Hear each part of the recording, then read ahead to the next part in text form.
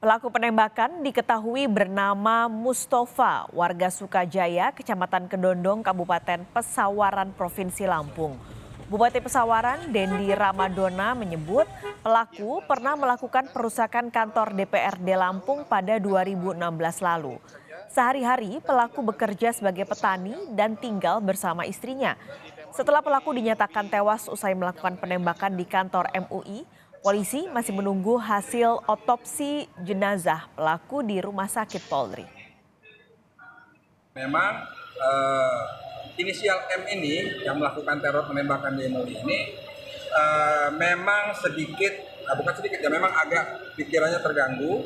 Dia pernah mengaku sebagai nabi di kantornya dan tahun 2016 pernah melakukan juga tindakan pengerusakan di Bandar Lampung. Dan ditangkap tapi dilepaskan karena mungkin masuk dalam kategori dalam gangguan. Seperti itu yang baru kami dapat sekarang. Kita terhubung dengan jurnalis Kompas TV Triksi Valencia dan Roma Afria Idam di Lampung untuk mengetahui perkembangan kasus penembakan di kantor MUI. Saya akan ke Triksi terlebih dulu. Triksi, untuk perkembangan penyelidikan kasus ini seperti apa sejauh ini?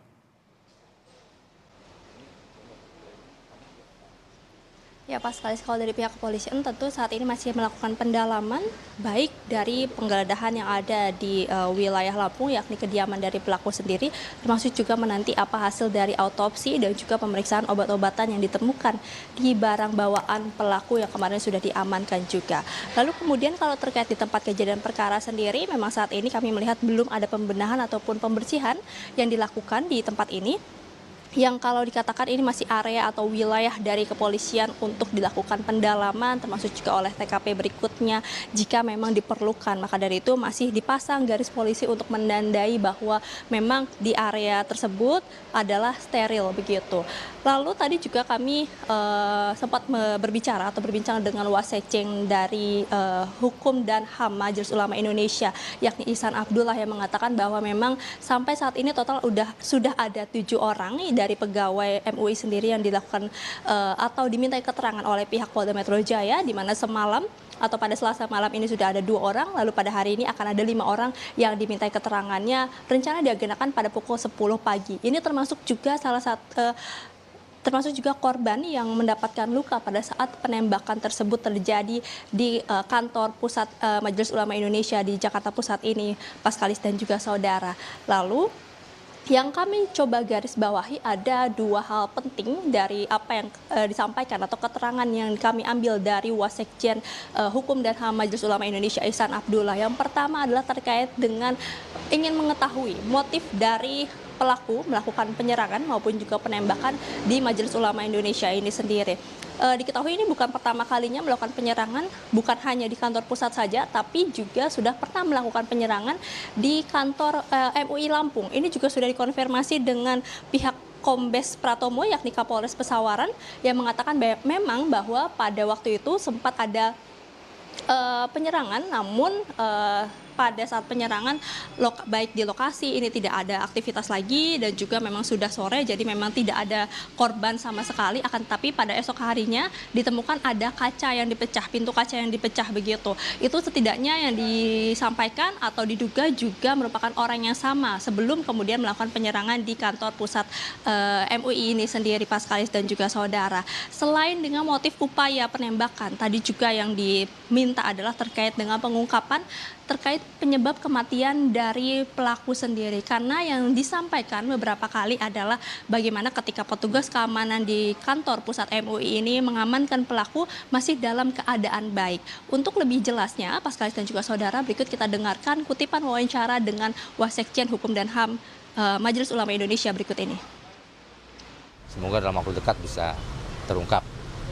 Soal kematiannya ya nanti nunggu visum ya, kenapa sebabnya. Tapi dipastikan bahwa pada saat yang bersangkutan dibawa dari kantor MUI ke depan sana oleh para petugas kepolisian masih dalam keadaan baik. Ya, masih dalam keadaan baik. Ya, pasca penembakan yang terjadi di kantor MUI ini sendiri disampaikan memang tidak ada penambahan pengamanan yang diberikan begitu di kantor ini, dan termasuk juga operasional yang dilakukan di kantor ini pun masih berjalan normal begitu, masih menerima pelayanan masyarakat jika ingin datang atau memang berurusan begitu dengan petugas di kantor Majelis Ulama Indonesia. Jadi masih berkegiatan seperti biasanya normal dari pukul 8 hingga 4 sore, dan pengamanan juga masih sekadarnya. Dan nanti ke depannya ini memang setiap pengunjung yang datang akan dimintai identitas untuk lebih jelasnya, akan tapi terkait dengan apakah akan ada penambahan personil, kemudian juga apakah nanti diperlukan lagi pemeriksaan barang bawaan setiap pengunjung yang datang, ini masih dalam pembicaraan dari pengurus Majelis Ulama Indonesia itu sendiri, Paskalis. Tapi yang jelas kalau dari pengunjung ini masih diperbolehkan untuk datang jika memang ada urusan atau memang memiliki kepentingan di Majelis Ulama Indonesia yang ada di Jalan Proklamasi Menteng, Jakarta Pusat ini. Lalu tadi juga disampaikan bahwa pasca penembakan ini memang nantinya akan dilakukan pertemuan dengan beberapa ormas Islam. Ini untuk dilakukan pengarahan begitu ya, untuk memperjelas, mempersatukan duduk pikiran, karena memang kalau melihat dari apa surat yang diserahkan oleh pelaku ke kantor MUI ini, selain dengan adanya ancaman, pelaku ini mengaku sebagai utusan Nabi maupun juga perwakilan Nabi, sempat mengaku sebagai Tuhan. Tentu ini yang menjadi pembahasan begitu ya di kalangan pimpinan Majelis Ulama Indonesia yang sudah dibahas, karena memang sepertinya ada kesalahpahaman, kemudian juga ada melenceng dari pemahaman yang ditangkap. Ini yang nantinya akan disampaikan atau dipaparkan kepada ormas-ormas Islam, supaya selain meminimalisasi kembali kejadian yang serupa, ini juga untuk membuat pemahaman terhadap keagamaan itu semakin benar dan juga tidak melenceng. Itu setidaknya yang tadi disampaikan oleh Ketua Dakwah Majelis Ulama Indonesia.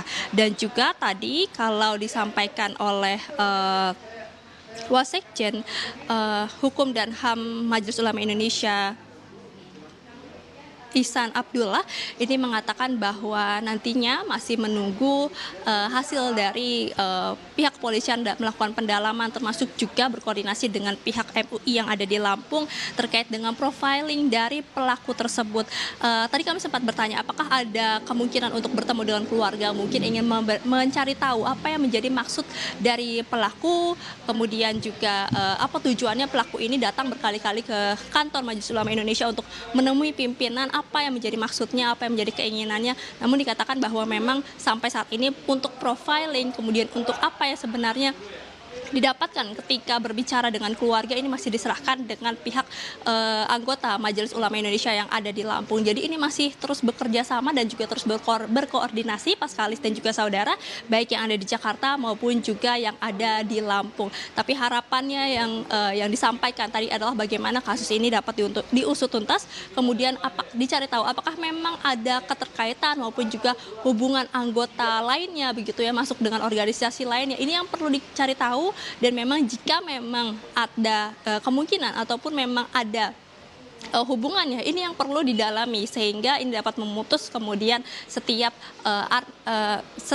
perbuatan kriminalisme, kemudian juga termasuk penyerangan-penyerangan yang nantinya bisa terjadi lagi, baik bukan hanya di kantor Majelis Ulama Indonesia maupun juga di tempat-tempat lainnya. Ini yang menjadi harapan tadi yang disampaikan pada saat kami berbincang dengan Wasekjen Hukum dan HAM Majelis Ulama Indonesia, Ihsan Abdullah. Paskalis. Terima kasih Triksi Valencia melaporkan dari kantor MUI. Sementara di Lampung penyidikan masih dilakukan termasuk penggeledahan rumah pelaku dan untuk memastikan apakah ada jaringan pelaku seperti yang disampaikan Triksi tadi. Nah, bagaimana hasil penggeledahan di Lampung? Kita tanyakan jurnalis Kompas TV Roma Afia Idam ada di sekitar rumah pelaku saat ini. Roma, penggeledahan rumah sudah dilakukan pada tadi malam. Nah, apa saja barang bukti yang ditemukan polisi? Paskalis dan juga saudara, pada hari ini pasca penggeledahan oleh pihak kepolisian yakni Polda Metro Jaya bersama Polda Lampung di rumah pelaku penyerangan di kantor MUI, di mana dari hasil penggeledahan ini petugas menemukan sejumlah dokumen dan juga surat menyurat serta obat-obatan yang diduga milik pelaku yang didapat dari dalam rumah begitu, baik dalam kamar dan juga di dalam yang disimpan dalam lemari. Penggeledahan ini tentu dilakukan untuk pihak kepolisian mencari tahu barang-barang bukti apakah pelaku ini terlibat dalam kelompok jaringan terlarang begitu. Itu hal yang dilakukan oleh pihak kepolisian. Untuk mengetahui apa sajakah yang di hasil penggeledahan, berikut cuplikan wawancara kami dengan Kasat Reskrim Polres Pesawaran. Kaitannya untuk mengetahui sejauh mana keterlibatan beliau tentang peristiwa. Dalam hal ini ada beberapa dokumen yang dibawa, nanti akan kita sampaikan karena ini masih dalam proses pengamanan dulu. Tadi Pak ditemukan obat apa Pak? Ya, jadi dari keluarga memberikan obat sampling ya, yang sering dipakai oleh saudara Mustafa dalam hal ini untuk obat asma. Demikian.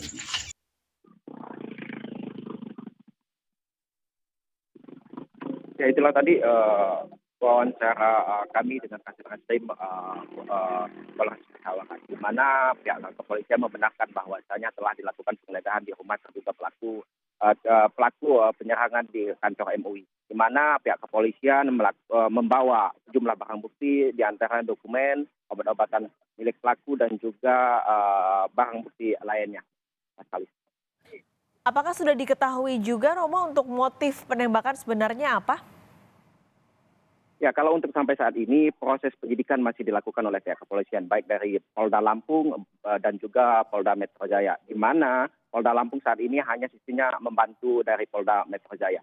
Untuk motif sendiri masih dilakukan penyidikan dan juga pemeriksaan sejumlah saksi-saksi begitu terhadap kasus ini. Tentu jika kita melihat meskipun belum ditentukan motifnya, jika kita melihat dari pundutan peristiwanya, di mana pelaku ini sebelumnya 2016 pernah melakukan pengrusakan begitu di kantor DPRD Provinsi Lampung.